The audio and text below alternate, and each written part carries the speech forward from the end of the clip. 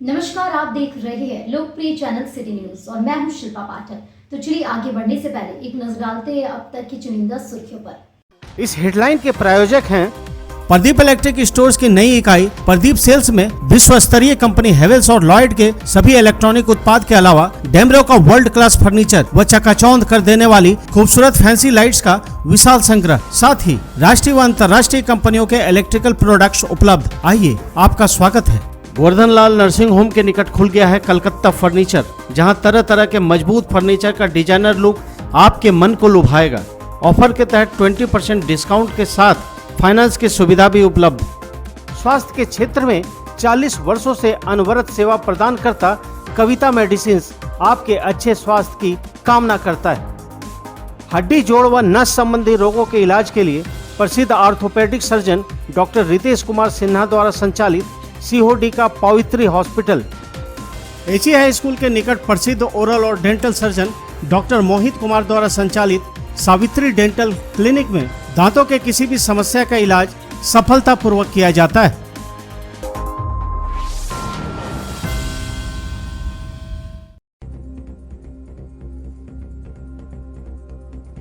शहर के नटराज चौक में दंपति से रुपए लूटकर भागने वाला 2 शातिर अपराधी चढ़ा पुलिस के हत्थे। बिहार के कोड़ा थाना इलाके का है दोनों आरोपी। इधर बगोदर पुलिस ने बीती रात 46 किलो अवैध गांजा को किया गिरफ्तार। एसपी ने प्रेस वार्ता कर दी पूरी जानकारी। बंगाल की एक यूनिवर्सिटी में सीनियर छात्र द्वारा स्वपनदीप को किए गए रैगिंग को लेकर एबीवीपी के कार्यकर्ताओं ने जावेद चौक पर बंगाल सरकार का किया पुतला दहन। छात्र की हत्या में शामिल लोगों की गिरफ्तारी और सीबीआई जांच करने की गई मांग। सर जेसी बोस बालिका प्लस 2 उच्च विद्यालय में इंटर हाउस राखी मेकिंग कंपटीशन और मदर टेरेसा की जीवनी पर संगोष्ठी का हुआ आयोजन। कई प्रतिभागियों ने ली दोनों कार्यक्रम में हिस्सा। उत्साह से भरा रहा माहौल।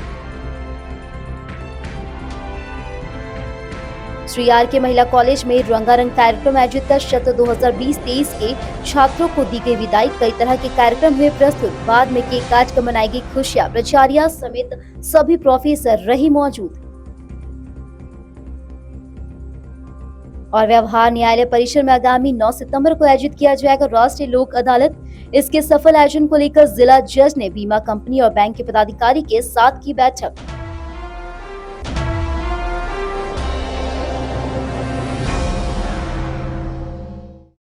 और अब खबर विस्तार से।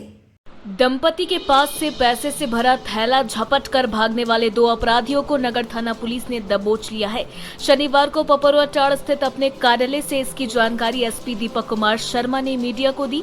गिरफ्तार आरोपी में बिहार राज्य के कटिहार के कोड़ा थाना इलाके के जुराबगंज निवासी सिंटू यादव और मनीष यादव है। इन्हीं दोनों ने मिलकर घटना को अंजाम दिया था। इस बाबत एसपी श्री शर्मा ने बताया कि शहर के नटराज चौक में बीते 18 अगस्त को हुए लूट मामले ने नगर थाना पुलिस ने 2 अपराधी को दबोचा है, जबकि एक बाइक के साथ एक पैड मोबाइल और गाड़ी की डिक्की तोड़ने वाले औजार को भी बरामद किया गया है। दोनों अपराधियों के पास से पुलिस ने 8,000 रुपए नकद बरामद किया है, जो दंपति से लूटा गया था। उन्होंने बताया कि अपराधी ने लूटपाट मामले में अपनी संलिप्तता स्वीकार कर ली है। जब्त पल्सर बाइक चोरी का है। घटना के बाद दोनों आरोपी बिहार फरार हो गया था। एसपी ने बताया कि दोनों बेहद शातिर अपराधी है। दोनों अपराधियों का गिरोह एक इंटरस्टेट गिरोह है। कई और अपराधी इस गिरोह में हैं, जिसे पकड़ने के लिए पुलिस लगातार छापेमारी कर रही है। एसपी ने बताया कि कटिहार के कोड़ा थाना इलाके के इस गिरोह के कुछ अपराधी पहले भी गिरिडीह में कुछ घटनाओं में जेल जा चुके हैं। इसमें सिंटू यादव के भी शामिल होने की बात सामने आई है। बैंक में आने जाने वाले हर ग्राहकों पर इस गिरोह के अपराधी रेकी करते। रेकी सिर्फ एक दिन नहीं बल्कि लगातार 4-5 दिन किया करते। फिर जिस ग्राहक को टारगेट करना रहता है उसके पीछे बैंक से निकलने के बाद पैसे को लूट लेते हैं। एसपी श्री शर्मा ने बताया कि इस घटना के उद्भेदन में शामिल सभी पुलिस को सम्मानित किया जाएगा। उन्होंने आम नागरिकों से अपील करते हुए कहा कि बैंक या ग्राहक सेवा केंद्र से पैसे निकाल कर आते समय आसपास की गतिविधियों पर ध्यान दें। गौरतलब है कि मगधपुर एसबीआई से 1,40,000 रुपए निकालकर कोडरमा मरकच्चो के दंपति स्कूटी से जा रहे थे। तभी अपराधियों ने नटराज चौक के पास घटना को अंजाम दिया था। मौके पर डीएसपी संजय राणा, नगर थाना प्रभारी प्रशांत कुमार आदि पुलिस अधिकारी व जवान मौजूद थे। आप सभी को पता होगा, पिछले दिनों गिरिडीह शहर में बैंक ऑफ इंडिया मकतपुर शाखा से एक महिला से लगभग 1,30,000 की लूट की घटना कारित हुई थी। इस घटना के बाद इसमें त्वरित रूप से कार्रवाई करते हुए मेरे द्वारा 3 टीमों का गठन किया गया था।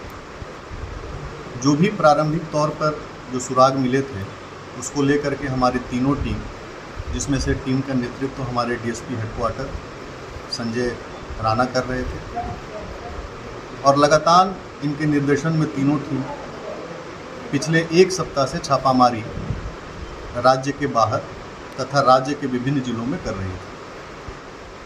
इसी बीच हमें एक सूचना मिली कि पुलिस इस संबंध में हमारे जो सीमावर्ती जिला है उनके एसपी को भी लिखकर एक अनुरोध करेगी कि आपके क्षेत्र से ऐसे अपराधी इस जिले में आकर के अपराध कर रहे हैं, उनको अपने भी क्षेत्र में सख्ती बरतें। लूट में प्रयुक्त होने वाली जो मोटरसाइकिल थी उसकी बरामदगी की जा चुकी है।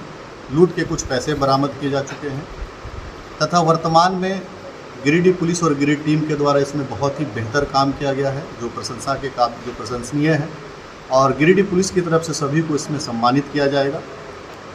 आने वाले दिनों में हम ये उम्मीद करते हैं कि इस प्रकार की घटनाओं में जो भी संलिप्त अपराधी हैं उनका हम लोग एक डाटा इकट्ठा करके अपने निकटवर्ती जिलों में और निकटवर्ती राज्य में उसको प्रेषित करेंगे, ताकि इसके बारे में सभी को ये जानकारी प्राप्त हो सके कि शहर में इस तरह के अपराधी तत्व घूम रहे हैं जो लूट या चोरी या छिनतई की घटनाओं को अंजाम देने के फिराक में रहते हैं। मेरा आमजनों से यह अनुरोध होगा कि आप जब भी बैंक में ट्रांजैक्शंस के लिए जाते हैं या ग्राहक सेवा केंद्र में ट्रांजैक्शंस के लिए जाते हैं, उस दौरान थोड़ा सुरक्षित ढंग से जाएं और अपने आसपास की संदिग्ध गतिविधियों को भी भांपें। कोई भी ऐसी संदिग्ध हलचल या गतिविधि नज़र आती है तो हमारे अविलंब संबंधित थाना प्रभारी को, मेरा नंबर उनके पास है, डीएसपी हेडक्वार्टर्स का नंबर उनके पास है, सभी एसडीपीओस का नंबर उनके पास है, उनको अविलंब सूचित करें। पुलिस उनकी बातों पर गंभीरतापूर्वक कार्रवाई करेगी।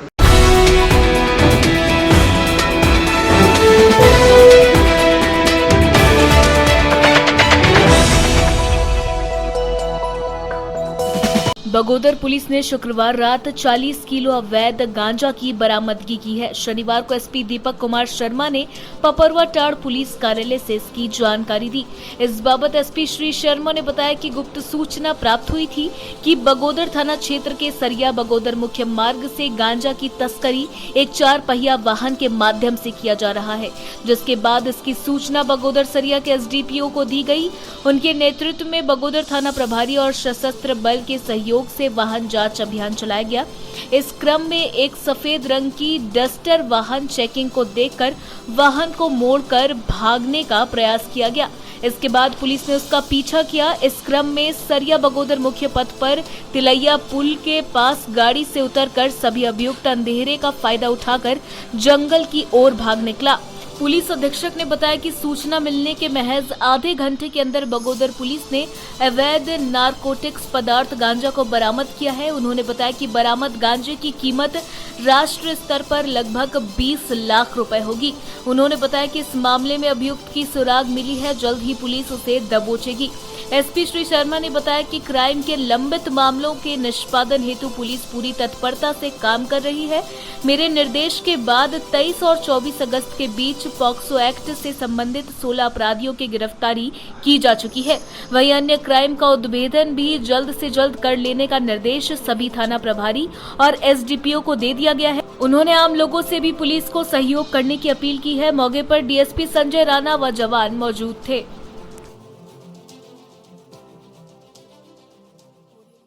कल रात गुप्त सूचना के आधार पर बगोदर थाना क्षेत्र में लगभग 40 किलो नारकोटिक्स पदार्थ गांजा की बरामदगी की गई है।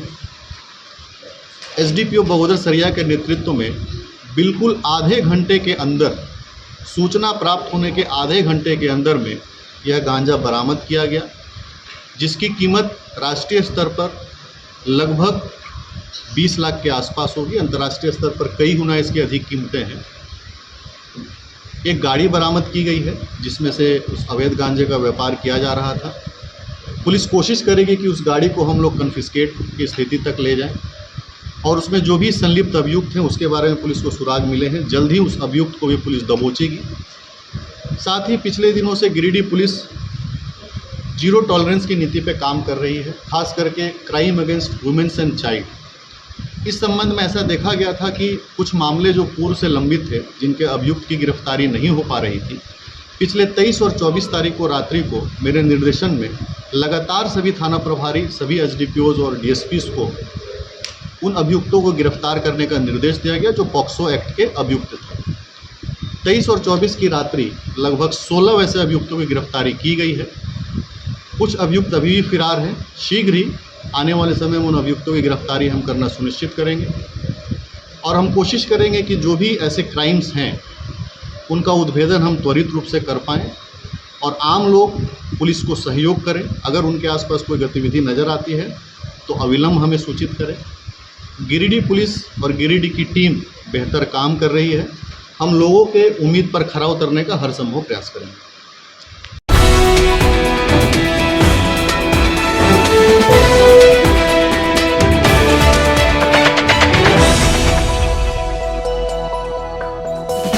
अखिल भारतीय विद्यार्थी परिषद गिरिडीह के द्वारा शनिवार को टावर चौक पर बंगाल सरकार का पुतला दहन किया गया।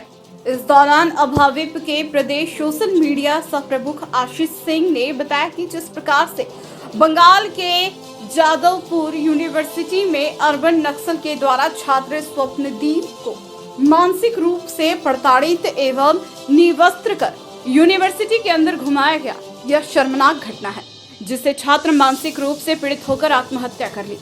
इसी के विरोध में जब कल अखिल भारतीय विद्यार्थी परिषद के राष्ट्रीय महामंत्री एवं बंगाल के कार्यकर्ता छात्र के न्याय की मांग कर रही थी, तो बंगाल की निरकुंज सरकार ने राष्ट्रीय महामंत्री एवं कार्यकर्ताओं को गिरफ्तार कर लिया। नगर मंत्री उज्जवल तिवारी ने कहा कि बंगाल की सरकार जिस प्रकार से अर्बन नक्सल को बढ़ावा दे रही है वह आने वाले दिनों में देश के लिए दुर्भाग्यपूर्ण है। अभाविप अपने स्थापना काल से ही छात्र हित के प्रति कार्य करते हुए आ रहा है। इस प्रकार के घटना को अभाविप कदापि बर्दाश्त नहीं करेगी। इस दौरान मांग किया गया कि छात्र के हत्या में शामिल सभी को अविलंब गिरफ्तार किया जाए एवं सीबीआई जांच कराई जाए। मौके पर नगर शाह मंत्री मंटू मुर्मू, बबलू यादव, चंदन ओझा, बजरंगी यादव, शशि रजक, नितेश तिवारी, प्रीतम सिंह, छोटन यादव, पृथ्वी कुमार, कुंदन सिंह, बिट्टू राय, शंकर सिंह, कुंदन कुमार, पिंटू रॉय, सेंटू वर्मा सहित कई कार्यकर्ता मौजूद थे।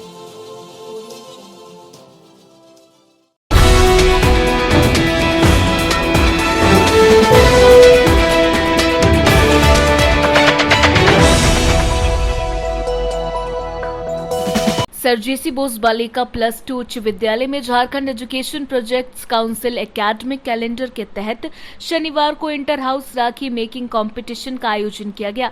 साथ ही महान विभूति संत मदर टेरेसा की जीवनी पर एक संगोष्ठी का भी आयोजन हुआ।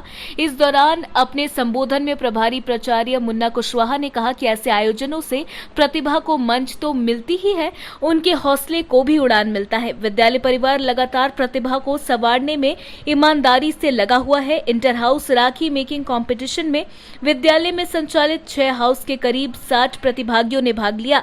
सबों ने एक से बढ़कर एक राखी बनाया और अपनी कला का प्रदर्शन किया। इस राखी मेकिंग कंपटीशन में प्रथम स्थान पर कल्पना चावला हाउस की वर्षा कुमारी, द्वितीय स्थान पर इसी हाउस की हंसिका पांडे और तृतीय स्थान पर सावित्रीबाई फुले हाउस की सृष्टि केसरी और सरोजनी नायडू हाउस की दीपिका पांडे रही। जबकि विद्यालय में मदर टेरेसा की जयंती पर आयोजित सेमिनार में करीब 18 प्रतिभागियों ने भाग लिया था, जिसमें से प्रथम स्थान में मुस्कान कुमारी, द्वितीय स्थान पर महक कुमारी और तृतीय स्थान पर साजिया परवीन रही। प्राचार्य के निर्देश पर इस इंटर हाउस कंपटीशन का आयोजन में सीसीए के प्रभारी राकेश कुमार सिंह, जबकि राखी मेकिंग कंपटीशन में बतौर निर्णायक नाजिया शाहीन और संध्या संथालिया थी। मौके पर विद्यालय के सभी बच्चे और शिक्षक शिक्षिकाएं मौजूद थे।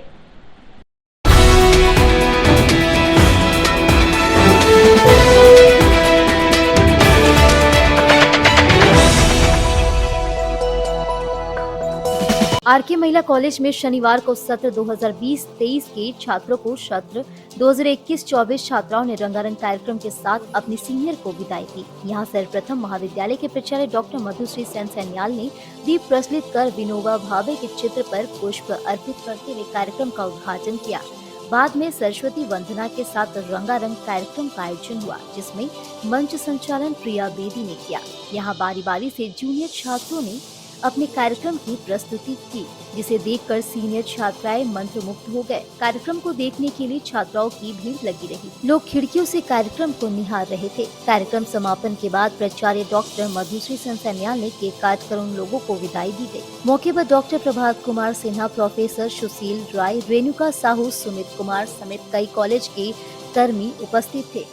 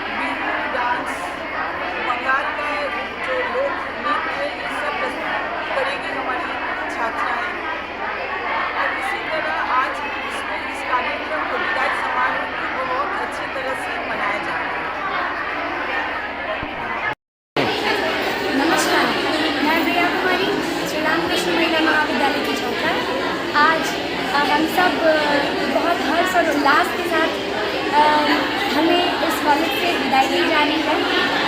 हम बहुत सौभाग्यशाली मानते हैं कि हमें एक शिक्षा प्राप्त करने के लिए एक इतने अच्छे परिवेश, इतने अच्छे महाविद्यालय का सहयोग प्रदान हुआ।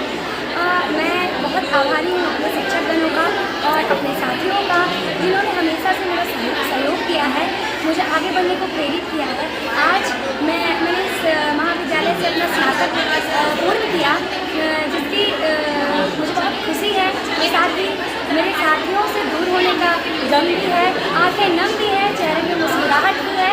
पर मैं बहुत बहुत धन्यवाद देना चाहूँगी अपने छोटी बहनों का, जिन्होंने हमारे लिए इतना अच्छा इतनी अच्छी व्यवस्था की और हमें खुशी खुशी विदा करने के लिए इतना अच्छा माहौल बनाया, जिसमें हम सब बहुत हर्ष और उल्लास के साथ आज इस कॉलेज को एक अलविदा कहेंगे और अपने आगे के जीवन में के पथ पर ऐसे ही निरंतर बढ़ते रहेंगे। धन्यवाद।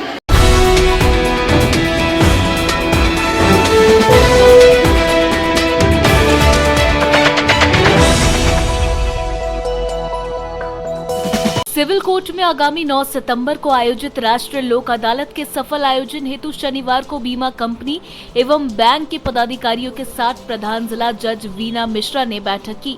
झालसा के निर्देशानुसार एवं प्रधान जिला एवं सत्र न्यायाधीश वीना मिश्रा के मार्गदर्शन में राष्ट्रीय लोक अदालत का आयोजन होने जा रहा है। बैठक में प्रधान जिला एवं सत्र न्यायाधीश ने सभी संबंधित पदाधिकारियों को अपने अपने बीमा कंपनियों एवं बैंकों के चिन्हित मामलों को अधिक से अधिक संख्या में निष्पादित करने का निर्देश दिया गया। विदित हो कि इस राष्ट्रीय लोक अदालत में सुलहनीय आपराधिक मामले, सिविल मामले, वाहन दुर्घटना, वाद से संबंधित मामले, वन विभाग, बिजली विभाग, मापतौल विभाग, श्रम विभाग, उत्पाद विभाग, भूमि अधिग्रहण से संबंधित मामले आदि से संबंधित मामलों का निष्पादन पक्षकारों के आपसी सहमति के आधार पर किया जाना है। इसके लिए सभी संबंधित न्यायालयों तथा विभागों से सुलहनीय मामलों को चिन्हित करने तथा संबंधित पक्षकारों को नोटिस प्रदान करने का कार्य किया जा रहा है। इस संबंध में जानकारी प्रदान करते हुए जिला विधिक सेवा प्राधिकार के सचिव सौरभ कुमार गौतम ने कहा कि आम जनों एवं पक्षकारों की सुविधाओं को ध्यान में रखते हुए राष्ट्रीय लोक अदालत का आयोजन पुनः एक बार किया जा रहा है।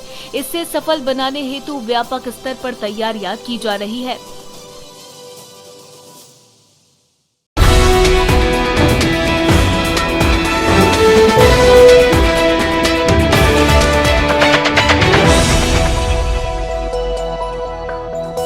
बगोदर के जरमुन्ने पूर्वी पंचायत के हरिजन टोला की महिला की मौत बगोदर में चिकित्सक की लापरवाही से हो गई। शनिवार को मृत के शव का पोस्टमार्टम सदर अस्पताल में करवाया गया। बताया गया कि महिला प्रियंका देवी नसबंदी का ऑपरेशन के लिए शुक्रवार की शाम बगोदर अस्पताल पहुंची थी, जहां ऑपरेशन के बाद देर रात मौत हो गई। महिला की मौत के बाद लोगों में आक्रोशित हुए तो अस्पताल परिसर से चिकित्सक और स्वास्थ्य कर्मी फरार हो गए। महिला के पत्नी ने बताया कि नसबंदी को लेकर सामुदायिक स्वास्थ्य केंद्र लेकर शुक्रवार की शाम 4 बजे पहुंचे थे और मौजूद डॉक्टर धीरज कुमार के द्वारा 6 बजे ऑपरेशन कराया गया। इस दौरान पत्नी को 10 बजे दर्द शुरू हो गया। जब पत्नी को दर्द शुरू हुआ तो उस वक्त अस्पताल में कोई चिकित्सक मौजूद नहीं थे, जिसे लेकर महिला की सुध नहीं ली गई और देर रात महिला की 12 बजे मौत हो गई। महिला के पति ने बताया कि पत्नी का ऑपरेशन डॉक्टर धीरज कुमार के द्वारा किया गया था। परिजनों ने महिला की मौत पर चिकित्सक पर लापरवाही का आरोप लगाया। बाद में आक्रोशित परिजन समेत ग्रामीण अस्पताल परिसर में धरना पर बैठ गए। वहीं डॉक्टर व नर्स अस्पताल छोड़कर फरार हो गए। शनिवार को मृतिका के शव का पोस्टमार्टम सदर अस्पताल में करवाया गया।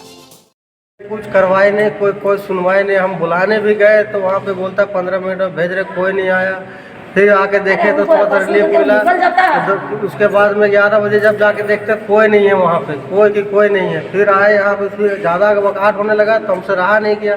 हम दौड़ के गए, दरवाजे में लात मारे थे, एक आदमी अंदर से निकला, बोले चलिए देखते। तब तक मेरे बाद जान तोड़ चुकी थी। ऑपरेशन की कितना देर बाद तबीयत बिगड़ी थी? ऑपरेशन होने के बाद में 6 बजे ऑपरेशन होकर निकल गई थी। 7 बजे होश उसको आ गया था। उसके बाद 2 घंटा 3 घंटे के बाद उसको अगबकाहट टाइप होने लगा। 10 बजे एग्जैक्ट टाइम हम देख के बता रहे हैं कि 10 बजे वो अगबकाने लगी। तो हम गए डॉक्टर साहब के पास। मेरी सास बोली कि जाके देखो, वो बुलाओ जरा डॉक्टर के। तो जाके देखते तो वहाँ पे बोला 15 मिनट में भेज रहे हैं। अब यहाँ पर आए तो आया भी नहीं किया कोई। फिर जाके देखते 11 बजे रात में वहाँ तो कोई भी नहीं है वहाँ से आए तो हमसे रहा नहीं गया, बर्दाश्त नहीं हुआ। तब जाकर के हम और ठेल ढकेल किए, दरवाजे में लात मारे, तब एक आदमी निकला। तो फिर आया, तब तक देखा मेरा भाई गुजर चुकी थी। कहीं न कहीं डॉक्टर की लापरवाही की वजह से रात 5 बजे 6 बजे शाम से हमको तो नीचे पर हो रहे। जब से ऑपरेशन होकर आई, ऑपरेशन होकर आने के बाद में यहाँ खाली एक इंजेक्शन पड़ा, बाकी कुछ नहीं दिया डॉक्टर। कोई नर्स भी नहीं, कोई भी आदमी नहीं, सिर्फ पेशेंट लोग आए।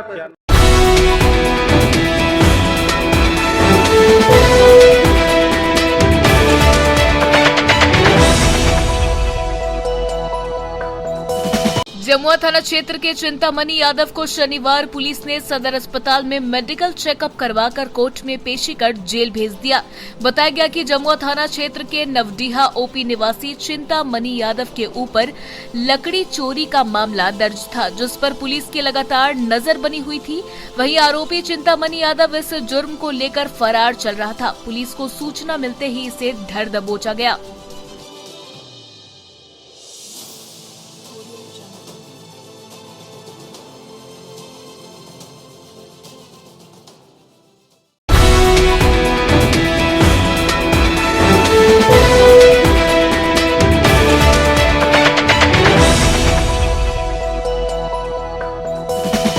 डुमरी विधानसभा उपनिर्वाचन को लेकर शनिवार को डीसी ऑफिस सभा कक्ष में सामान्य प्रेक्षक की उपस्थिति में माइक्रो ऑब्जर्वर का प्रशिक्षण आयोजित किया गया। पीपीटी के माध्यम से माइक्रो ऑब्जर्वर की कार्य एवं भूमिका के बारे में विस्तार से बताया गया। माइक्रो ऑब्जर्वर को मतदान केंद्र पर पूरे चुनाव प्रक्रिया को बहुत ही सूक्ष्म रूप से अवलोकन करते हुए सामान्य प्रेक्षक महोदय को रिपोर्ट उपलब्ध कराना है। माइक्रो ऑब्जर्वर को पूरे चुनाव प्रक्रिया के बारे में जानकारी दी गई। साथ ही साथ ईवीएम की इकाइयों को संयोजन कर मॉक पोल का हैंड्स ऑन कराया गया। प्रपत्र 17 पीठासीन की डायरी एवं मॉक पोल रिपोर्ट, मतदाता सूची एवं अनुपूरक सूची, एसडी लिस्ट, निविदत वोट, चैलेंज वोट एवं टेस्ट वोट के बारे में बताया गया। माइक्रो ऑब्जर्वर के लिए भरे जाने वाले प्रपत्र के बारे में भी विस्तार से जानकारी दी गई। प्रशिक्षण में जिला शिक्षा पदाधिकारी, जिला भू अर्जन पदाधिकारी, सहायक कार्यक्रम पदाधिकारी एवं मास्टर ट्रेनर उपस्थित थे।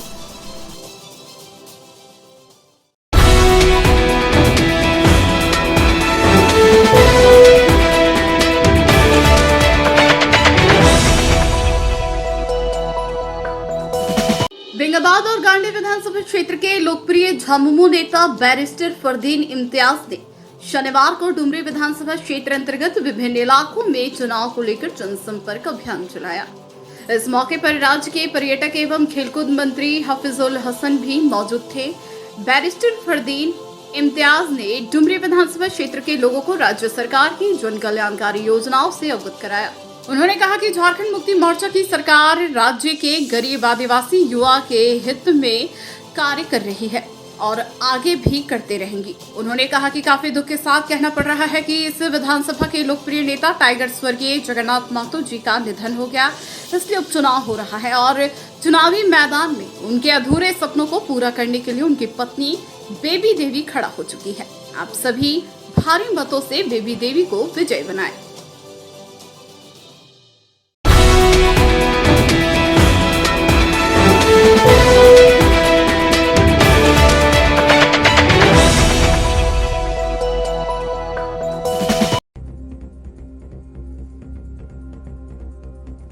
शहर के नटराज चौक में दंपत्ति से रुपए लूटकर भागने वाला 2 शातिर अपराधी चढ़ा पुलिस के हत्थे।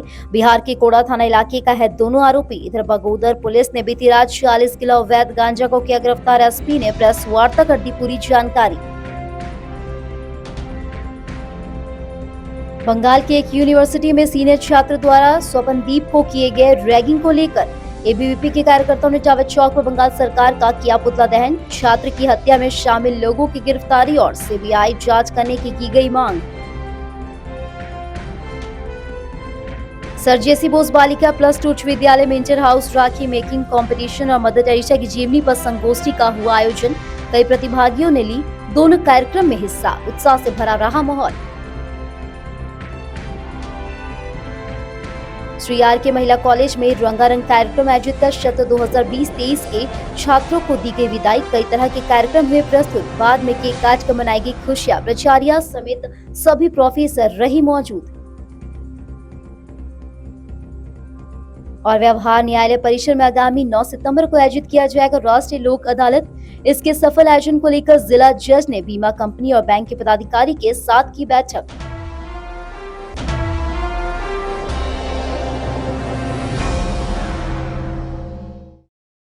तो आज के लिए बस इतना ही। दीजिए पुलिस सिटी न्यूज की टीम को इजाजत। कल फिर मिलेंगे कुछ नई ताजा तरीन खबरों के साथ।